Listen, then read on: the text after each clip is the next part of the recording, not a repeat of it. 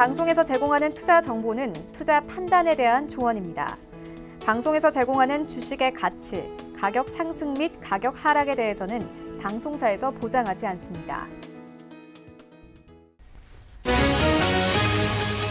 오늘의 헤드라인 뉴스입니다. 테리사 메이 영국 총리가 영국의 유럽연합 탈퇴, 즉 브렉시트의 시행 시기를 추가 연기해 줄 것을 EU에 요청하기로 했습니다. 메이 총리는 특별 내각회의 후 발표한 성명에서 합의하에 EU를 떠나는 것이 최선의 해결책이라며 모든 절차는 유럽 의회 선거가 실시되기 하루 전인 다음 달 22일까지 마무리되기를 희망한다고 밝혔습니다. 뉴욕 증시에서 주요 지수는 최근 큰 폭의 상승 이후 관망 심리가 커진 가운데 기업 실적 둔화 우려도 제기되면서 혼조세로 마감했습니다.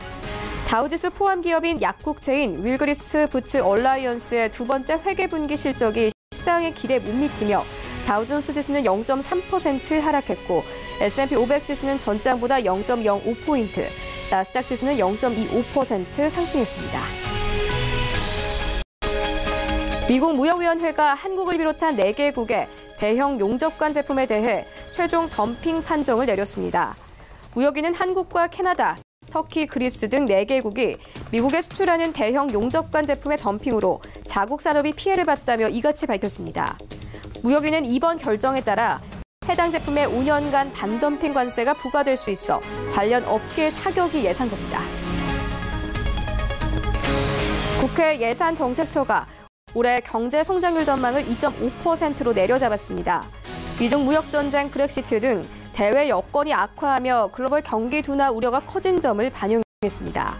수출 금액을 마이너스로 돌아설 것으로 내다봤고 2019 경제 전망 보고서를 통해 올해 경제 성장률 전망을 2.5%로 제시했습니다.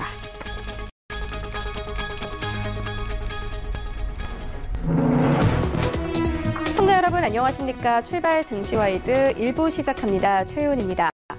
어제 우리 증시 양지수 모두 상승세로 마감이 됐습니다. 미국과 중국의 PMI 지수가 호조세를 보이면서 글로벌 경기 둔화에 대한 우려감 잦아들고 있습니다. 여기에 더해서 중국의 경기 부양책이 점차 가시화되고 있다는 분석과 함께 이 아시아 증시 전날 급등에도 불구하고 안정적으로 보합권에서 마감이 됐습니다.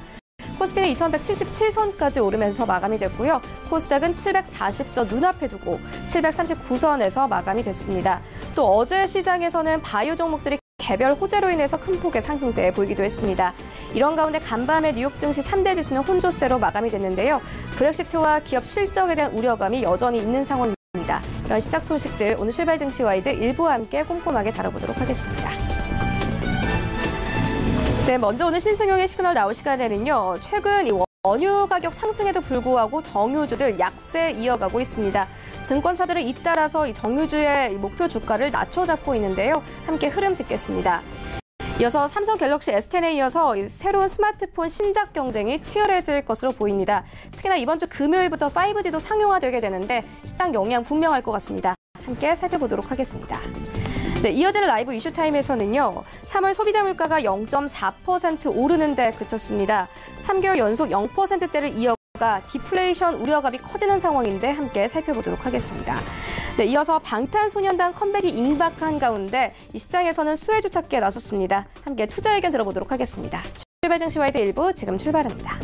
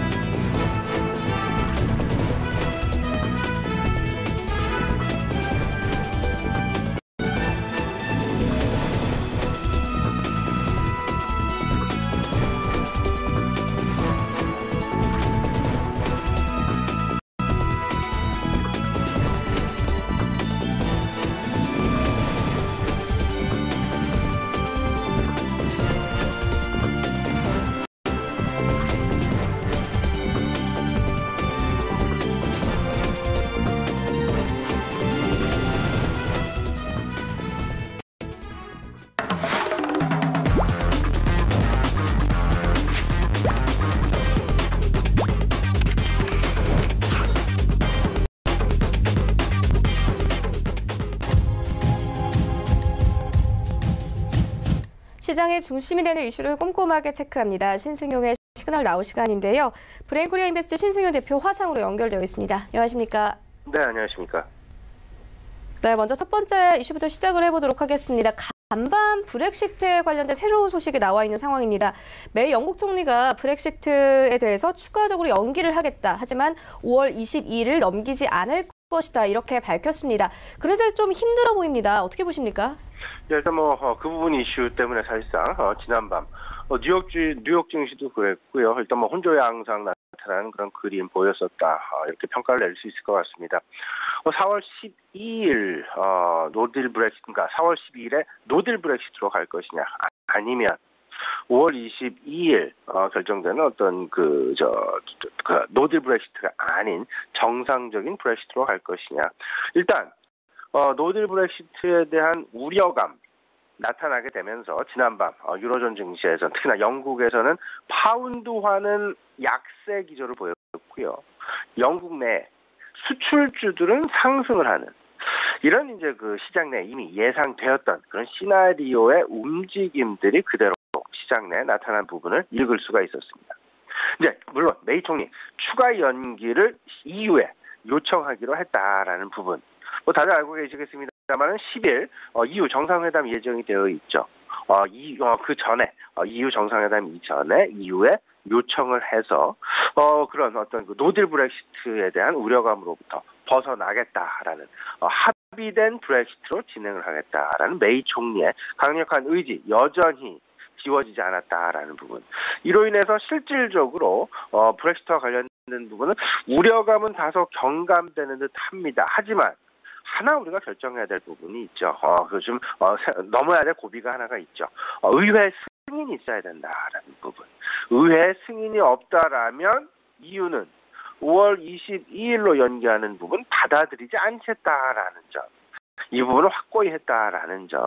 근데 전체적으로 좀 따져보게 된다라면 지금 이제 이 브렉시트와 관련해서는 그때 상당히 많은 어떤 초읽기 상황이 있었습니다.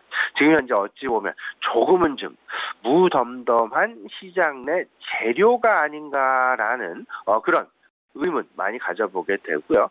워낙 오랜 기간 시장 내 화두였기에 일정 부분 시장 내 이런 브렉시트와 관련된 불안감, 불확실성은 반영되어 가고 있다. 만약에 노딜 브렉시트가 진행이 된다라면 시장의 반응은 상당히 냉담하게 벌어질 가능성이 높다라고 보셔야 될 거지만, 일단 점차 연기되어가는 그림으로 진행이 된다라면 시장 이 부분으로 인해서 그다지 환호의 모습도 나타나지 않고 오히려 시장 영향 크지 않은 상황에서 현재와 같은 양상으로 그대로 진행될 가능성이 높다라는 부분. 다들 알고 계시겠습니다만 이미 영국 내에서는 금융산업을 비롯한 많은 제조기관들, 기업들의 본사들 영국을 떠나가고 있다라는 부분 이미 알고 계시는 이슈라는 그런 생각이 좀 많이 들고요. 그렇기 때문에 급작스러운 시장 내에 영향을 줄 요인은 절대 아니다. 다만 지금 현재 유일한 관심사는 노딜이냐 아니냐, 노딜이냐 합의된 브렉시트냐, 이 두 가지에 대해서만 우리가 관심을 가지면 그렇게 크게 좀 걱정을 하지 않아도 되지 않을까. 시장 내 영향 부분 분명하게 시나리오, 분명한 어떤 그림 보이지 않을까 이렇게 좀 생각이 되고 있습니다. 네, 브렉시트와 관련해서 크게 시장에 영향을 미미할 것이다 이렇게 밝혀주셨고요. 이어서 다음 이슈로 옮겨가 보도록 하겠습니다. 이 세계 3대 원유라고 할 수 있는 두바이유 그리고 WTI, 브렌트유까지 모두 상승세 이어나가고 있습니다. 하지만 정유주들은 오히려 이 주가가 현재 거의 역사적 약세를 이어가고 있는 상황인데요. 증권사에서도 목표 주가를 좀 낮췄습니다. 어떻게 보십니까? 예, 이미 말씀하셨다시피 지금 지난밤에도 WTI 기준으로 62.58달러, 사흘 연속 상승하는 그런 모습. 2018년 11월 이후 최고치를 보이는 국제 유가의 모습이 다시 2분기에 접어들면서 나타나고 있는 그런 모습. 무려 1분기 기간에 WTI 기준으로 32%가 급등하는 그런 모습을 보여줬었고요. 국제 유가가 그러면 계속해서 상승을 할 것이냐, 아니면 여기서 멈춰버릴 것이냐. 근데 지금 현재 국제 유가를 결정할 수 있는 수급 요인이랄지 이런 부분을 좀 따져보게 된다라면 지속 가능성이 상승 지속 가능성에 조금은 더 무게 중심이 쏠리는 그런 모습이다라고 보셔야 될 것 같습니다. 대다수의 이제 그 연구 기관들이 상반기 중에 $70를 돌파할 가능성이 높다라는 이야기 많이 하고 있고요. 다들 알고 계시겠습니다만은 산유국의 감산 지속 이 이미 결정되어서 시장 내 국제 유가의 타이트한 그런 상황을 만들어내고 있고 여기에 더 나아가서 주요 생산국의 원유 생산이 차질을 빚다 보니까 미국에서도 원유 재고가 감소를 하는 그런 모습들이 있고 그러면 수급의 악화가 다소간 좀 나타나게 되면서 국제 유가의 하방 경직성이 확보가 되고 오히려 위쪽으로 열리게 되어지는 그런 모습들이 나타나고 있다. 더 나아가서 미국의 대이란 제재, 국제 유가 상승을 부채질하고 있다라고 봐야 되겠죠. 대이란 제재, 이미 5월 달 중에 미국에서 를 어제 한 바가 있었습니다. 이 중에는 원유 수출에 대한 제재 가능성이 상당 부분 높지 않겠느냐. 이런 전망이 지금 솔솔하게 나온다라는 부분 생각을 해본다라면 국제유가의 상승 가능성은 일단 상승 열어놓아야 되겠다라는 말씀을 좀 드려봅니다. 여기에 더 나아가서 G2 중심의 경기 선행 지표가 개선되어지는 그런 모습들이 나타나고 있죠. 어제 글로벌 주가를 크게 상승으로 분위기를 전환시켰던 G2 미국과 중국의 경기 선행 지표인 제조 PMI 지표의 개선 상황. 물론 큰 그림의 어떤 큰 시장의 전망치를 상당히 넘어서는 그런 서프라이즈성 어떤 그 경제 지표는 아니었습니다. 하지만 시장 그만큼 작은 호재에도 목말라 있다라는 부분을 여실히 보여주고 있는 그런 상황이다라고 생각을 하면서 일단 전체적인 국제 유가의 상승 가능성은 열어놓자라는 말씀을 좀 드려봅니다. 그럼에도 불구하고 왜 정유업종 국제 유가가 상승을 하게 되면 정유업종의 주가는 그리고 목표 주가는 오히려 올라가야 되는 것이 맞겠죠. 근데 당장 눈앞에 닥친 1분기 영업이익 무려 전체적인 정유 업종으로 보면 한 16% 정도 가량 하향 조정이 되었다라는 부분. 그리고 이에 대한 배경은 정제 마진 자체가 회복이 좀 부진했다. 그리고 재고 자산에 대한 평가액이 기대 이하로 나왔다. 좀 곰곰하게 생각을 해보면요, 평균 국제 유가가 이번 1분기 실적 시즌에 반영되는 1분기의 평균 국제 유가와 지난 4분기의 국제 유가 따져보면 두바이 유가를 기준으로 해보면 지난 4분기에는 $67였고요. 지금 현재는 1분기의 평균 유가는 $63. 이렇게 되면 당연히 재고 자산 평가 이익이 기대 이하로 오히려 하락 양상으로 마이너스 양상으로 나타날 가능성이 있다라는 부분. 이 부분은 전년 동기에 대비해서 비슷한 부분. 근데 이번 2분기 어찌 보면 $70를 향해서 가고 있는 국제 유가. 그렇다면 재고 자산에 대한 평가 손실이 아니라 평가 이익이 나타날 가능성이 높다라는 부분으로 조금 좀 해석이 이제는 좀 반면 교사의 그런 모습들이 나타나고 있다라는 부분 좀 마음속에 넣어두셨으면 좋겠고요. 일단 1분기 정유업종의 그 영업이익이랄지 실적은 그다지 긍정적이진 않다. 오히려 반도체 산업에 이어서 어닝 쇼크가 나올 가능성도 있다. 최소한 전년 동기에 비해서 30% 이상 감소할 가능성도 있다라는 부분. 하지만 지금 이제 국제 유가가 상승하고 있는 부분 생각을 해본다면 2분기 실적 개선세는 상당 부분 우리가 기대해봐도 되지 않겠냐라는 부분 말씀을 좀 드려보겠습니다. 중국의 경기 부양책이 매우 중요한 한 촉매 역할을 하지 않겠나라는 기대 가져보고요. 다들 알고 계시겠습니다만 부가세 3% 인하했죠. 3%포인트 인하했죠. 증치세라고 얘기를 하고 있는데 이 부분들로 인해서 중국 1분기 수요에 대한 어떤 이연, 그러니까 지금 당장 증치세가 인하되는 시점이 아니다 보니까 증치세 인하 시점까지 기다렸다가 구매를 하는, 제조를 하는 그런 모습들이 나타나죠. 그러면 1분기 제품에 대한 원자재에 대한 구매 이연 수요가 2분기에 실현될 가능성이 높다. 그러면 2분기 실적은 상당히 긍정적인 가능성이 높다. 더 나아가선 2분기 계절적인 성수기에 진입을 하지 않겠느냐. 더 나아가선 앞서 말씀드렸던 재고자산 평가 이익이 증가하게 될 것이다. 그러면 정유업종에 대한 투자 전략은 이렇게 좀 짜봐야 되겠죠. 2분기는 상당히 긍정적일 수 있지 않겠나 기대감 가져보게 되면서 1분기 실적 시즌의 시작과 함께 1분기 실적 시즌은 상당히 부정적이 되겠습니다. 그러면 한번 눌림목을 형성하고 가겠죠. 그 시점을 어쩌면 저점 매수의 기회로 활용할 수 있지 않을까라는 부분, 어떻게 보면 시장 내 던지는 메시지가 아닐까 이렇게 좀 생각이 되고 있습니다.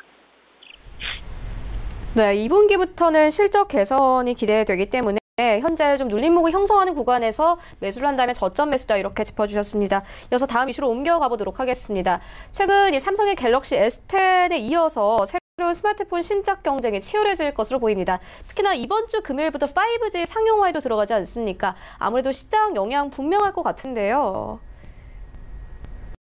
이번 주 금요일이죠. 세계 최초 5G 상용화 4월 5일로 결정을 했습니다. 4월 5일 상용화. 4월 5일에는 두 가지 이슈가 있죠. 하나는 5G 상용화라는 이슈 하나가 있고, 두 번째는 삼성전자 잠정 실적 발표라는 이슈가 하나 대기하고 있다라는 부분 분명하게 인지를 좀 해 놓으시고 4월 5일 생각을 좀 해 놓으셔야 될 것 같은데, 미리 좀 대비를 해야 될 부분이 있을 것 같습니다.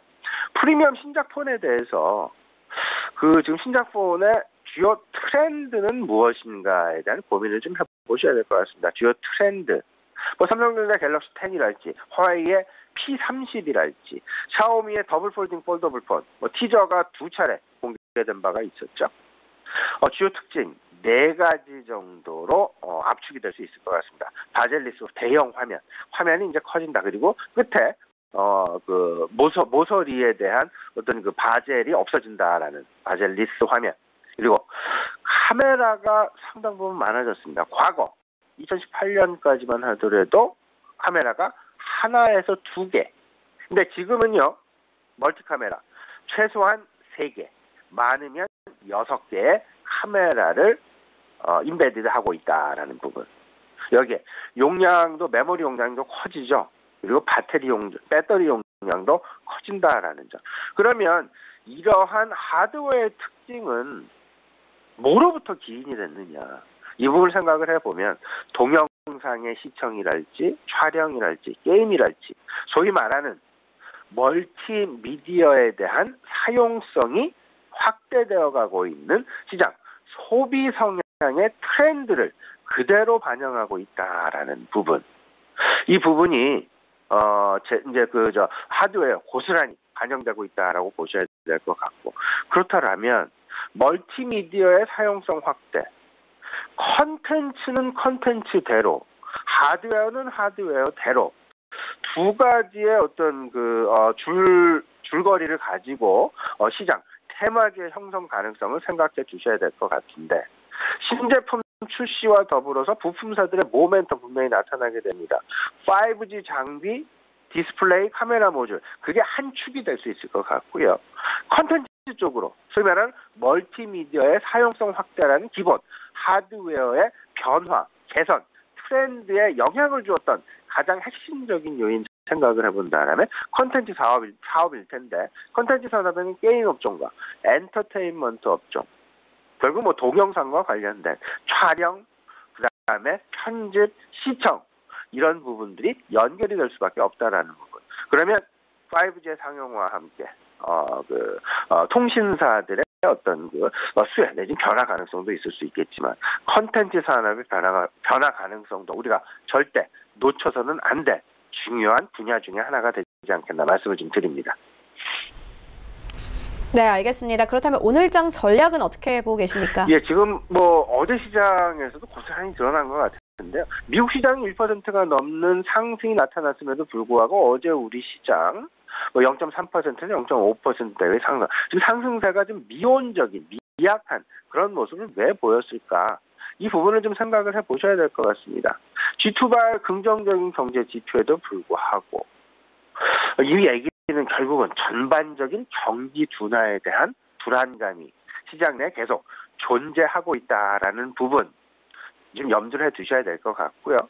더 나아가서 1분기 임박하고 있는 1분기 실적에 대한 부담감 역시 어떤 그 윗단을 상단을 저지하는 그런 모습으로 작용하고 있다라는 점. 근데 아랫단은 분명히 받쳐주고 있죠. 뭐 경기에 대한 부양에 대한 기대감이 계속해서 아랫단을 받쳐주고 있다. 그러면 호재와 악재를 좀 간단하게 지금 현재 상황에서 분류를 해보면 호재는 금리의 완화와 G2의 무역 협상에 대한 긍정적인 해결 기대감. 근데 악재가 있다라면 1분기 실적과 경제 지표가 있을 텐데 오늘 이제 지난 월요일 글로벌 시장을 상당 부분 증가세로 만들어 놓았던 PMI 지표, 경기에 대한 선행 지표가 되겠는데 오늘은 지난 월요일에는 제조업이었다면 오늘은 서비스업 PMI가 발표가 됩니다. 이 부분 역시 좀 주목을 해주셔야 될 것 같고요. 그 사이에 박스권 장세 속에서 테마주의 변화, 테마주의 움직임, 다양한 테마주의 움직임들이 있습니다. 이 부분 상당히 빠른 순환매가 나타날 것 같습니다. 이 부분 좀 체크를 해보신다면 좋은 결과 얻어가실 수 있지 않을까 생각이 됩니다. 네, 이슈와 전략까지 함께 짚고 왔습니다. 지금까지 브레인 코리아 인베스트 신승용 대표와 함께했습니다. 고맙습니다.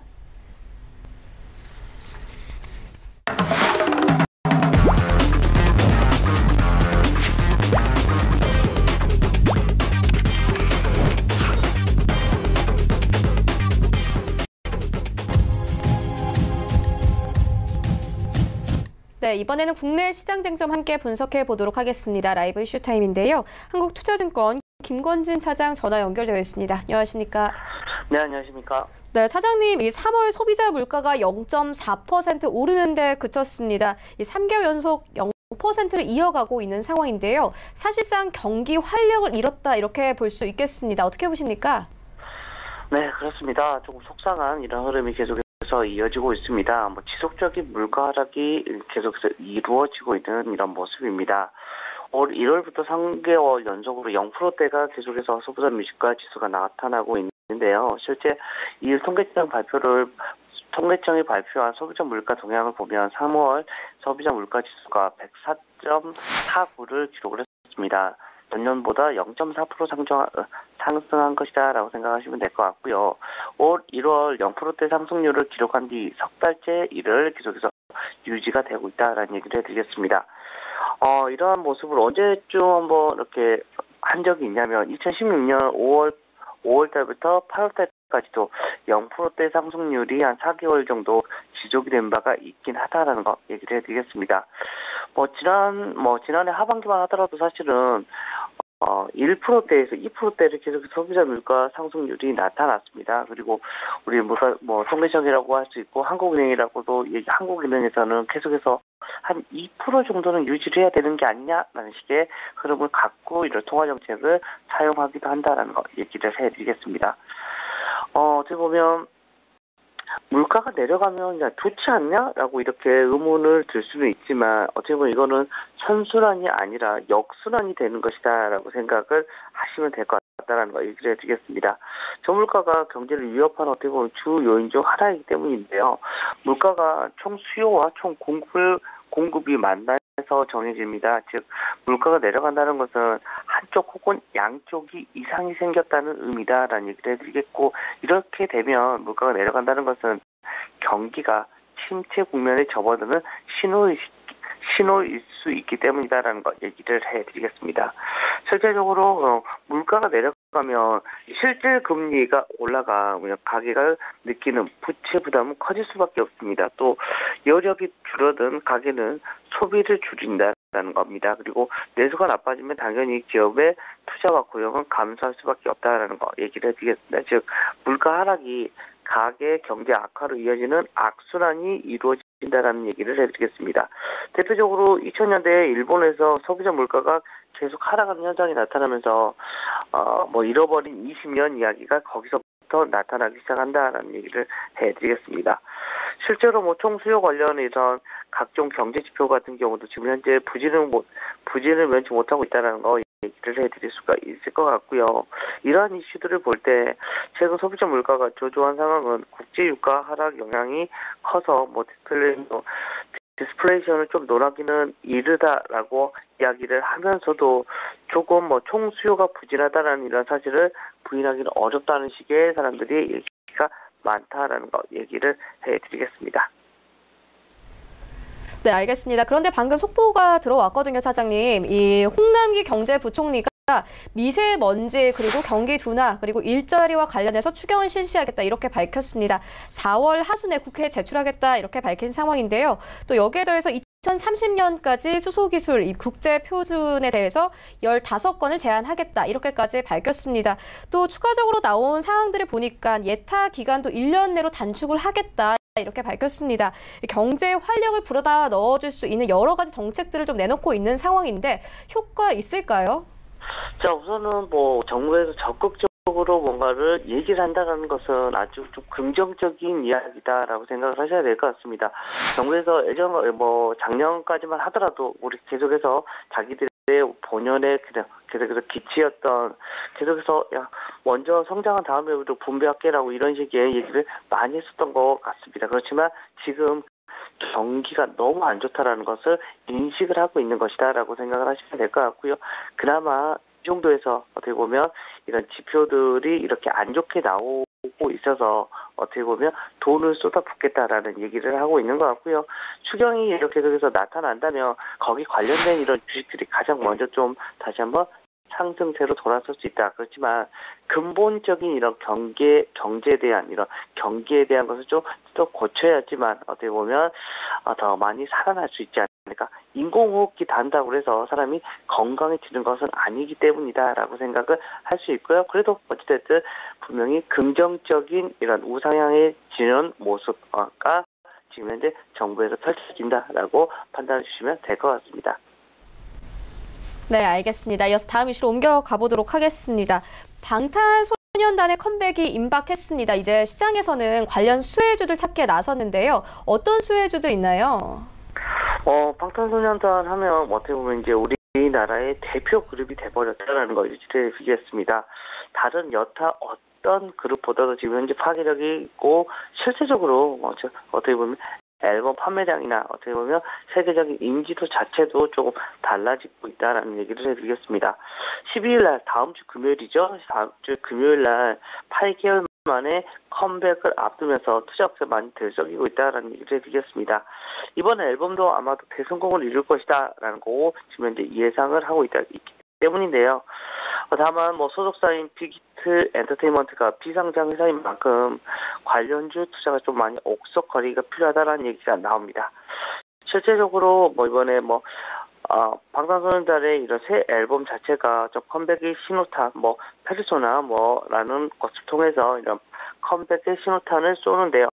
지난해 발매했던 이런 시리즈가 빌보드 200의 두 앨범 모두 연속 1위에 올랐던 만큼 이번 앨범도 1위에 오를 수 있지 않을까라는 이런 기대를 하고 있는 것 같고, 또 지난달 13일부터 5일간 진행한 선주문에서 268만 장 이상이 지금 현재 판매량이 올렸다는 겁니다.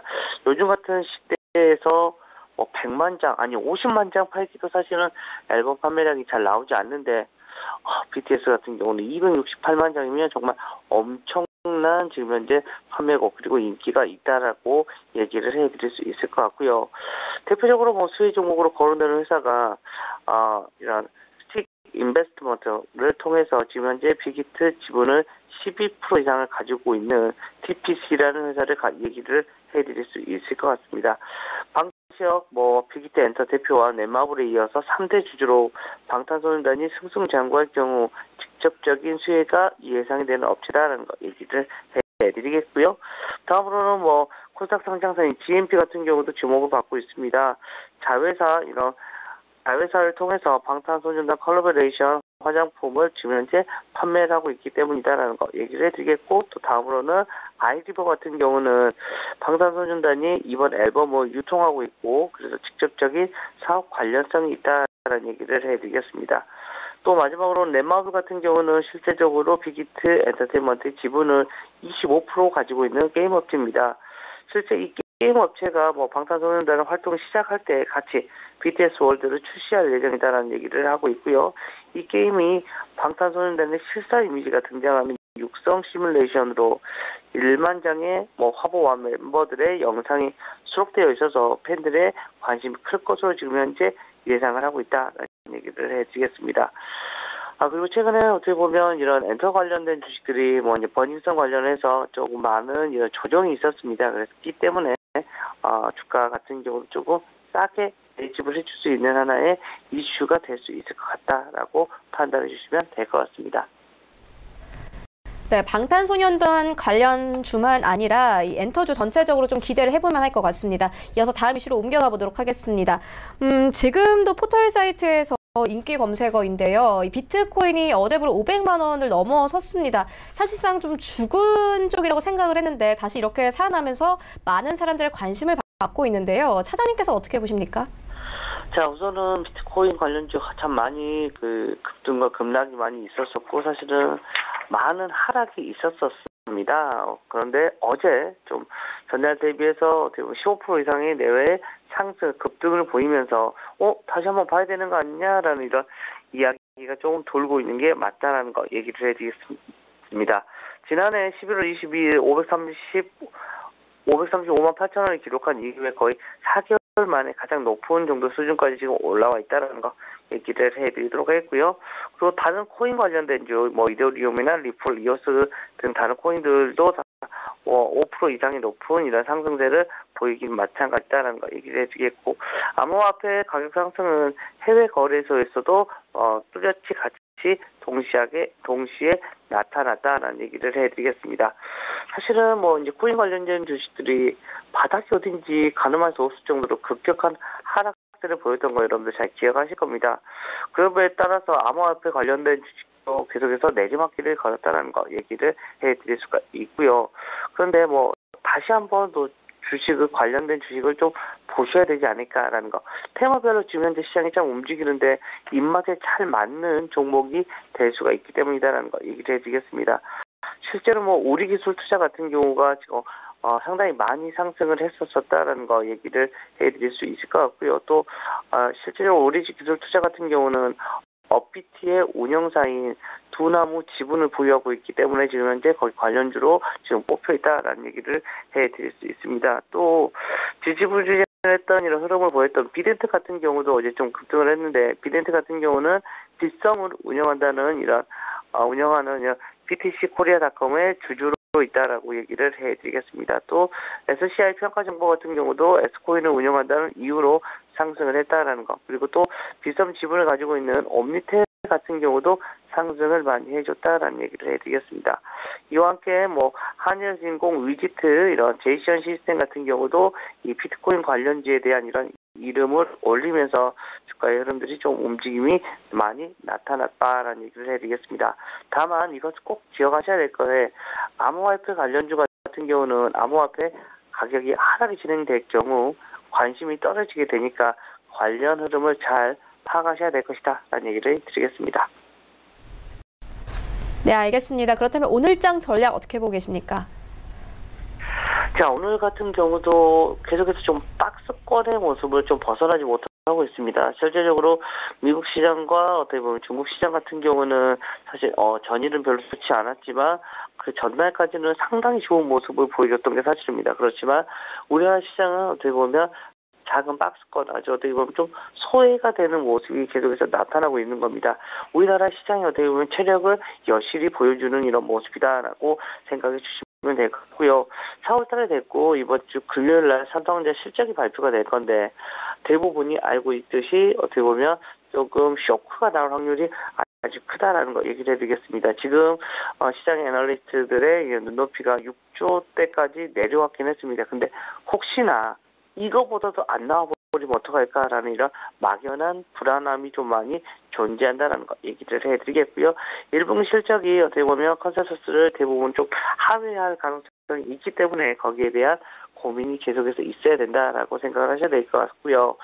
1월 달만 하더라도 정말 외국인들의 이런 강한 매수세 때문에 우리가 생각했던 거하고는 좀 다르네라는 생각을 많이 했었던 게 사실입니다. 그렇지만 최근에 외국인들의 흐름을 보면 최근 이틀간 정도는 그나마 좀 선방을 해줬지만 완연히 다시 우리나라 증시를 좀 오롯이 사고 있는 모습은 아닌 것 같다. 계속해서 조금씩 관망해 주고 있다는 거 얘기를 해드리겠습니다. 즉 시장의 분위기가 바뀌기 위해서는 외국인들의 이런 수급이 좀 많이 바뀌어야 될 것 같다라는 거 얘기를 해드리겠고요. 대외적으로는 어떻게 보면 지금 현재 미중 간의 무역 협상이 이미 잘 된 거라고 어떻게 보면 시장에는 다 어떻게 보면 반영이 돼버린 게 아닌가. 그런데 혹시나 이게 좀 삐걱거려 버리면 좀 급격히 이런 하락도 생각을 해봐야 되지 않을까라는 생각을 해볼 수 있다는 거. 그렇지만 우리나라 지금 현재 체력을 보면 하단은 지금 막혀 있고 상단도 막혀 있고 지금 좀 이리 가지도 저리 가지도 못하는 시장이기 때문에 지수의 상승보다는 중소형 이런 테마에 관련된 주식들의 모습을 여러분들이 조금 더 관심을 집중하셔서 보실 필요가 있지 않나라는 얘기를 드리겠습니다. 네, 이슈와 전략까지 함께 짚고 왔습니다. 지금까지 한국투자증권 김권진 차장과 함께했습니다. 고맙습니다. 네, 감사합니다. 네, 1부는 여기서 모두 마치도록 하고요. 잠시 후 2부에서는 전문가들과 함께하는 종목 라이브쇼, 라이브 매매 타임이 이어집니다. 여기에 더해서 오늘 장에서 이슈몰이를 하고 있는 특징주까지 꼼꼼하게 살펴봐드리겠습니다. 채널 고정해 주시고요. 저희는 잠시 후 2부로 다시 찾아오도록 하겠습니다.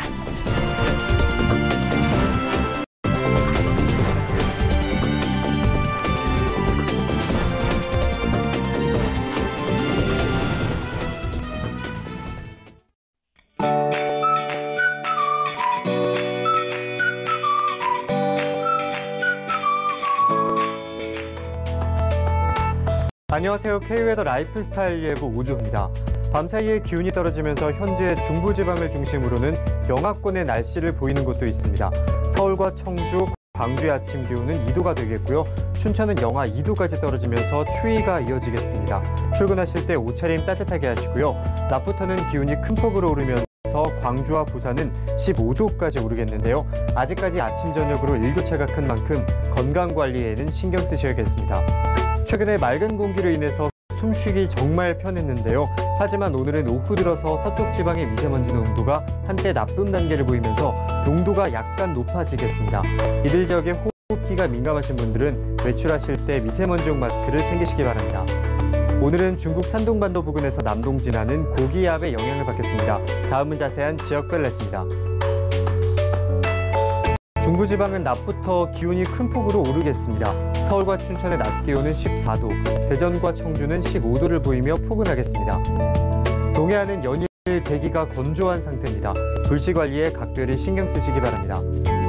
남부지방은 전주의 아침 기온이 0도로 시작해 낮 기온은 14도까지 오르는 등 일교차가 크게 나겠습니다.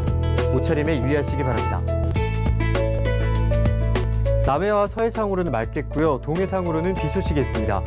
바다의 물결은 서해와 남해상으로 잔잔하게 일겠는데요. 항해나 조업하시는 선박은 참고하시기 바랍니다. 내일부터는 기온이 차츰 오르면서 완연한 봄 날씨에 다가서겠습니다. 다만 이번 주 금요일과 일요일에는 비 소식이 있는데요. 금요일에는 강원도에 비가 내리겠고요. 일요일에는 중부지방에 비가 내릴 것으로 전망됩니다. 날씨였습니다.